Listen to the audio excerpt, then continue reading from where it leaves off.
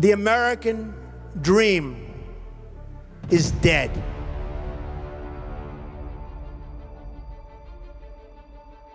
Can somebody explain to me in crayon-eating terms why I make over 3 times the federal minimum wage and I cannot afford to live?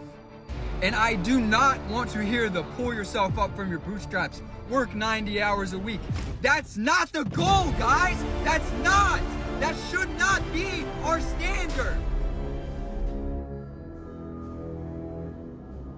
The whole history of America is the history of rich white men telling not rich white people that their enemies are black and brown. It starts in the colonies of what would become the United States.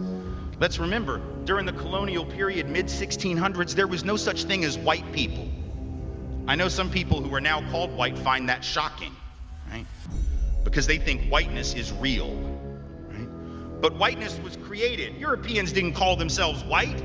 We didn't call ourselves white. We weren't all members of one big happy family. Are you kidding? Have you studied the history of Europe? The history of Europe was about killing each other.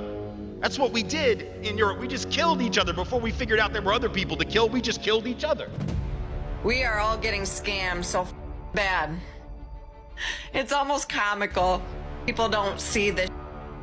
How can you work 40 or 50 hours a week, especially nowadays, to pay for nothing?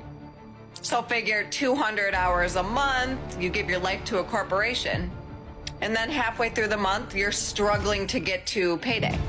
Sounds pretty familiar, doesn't it?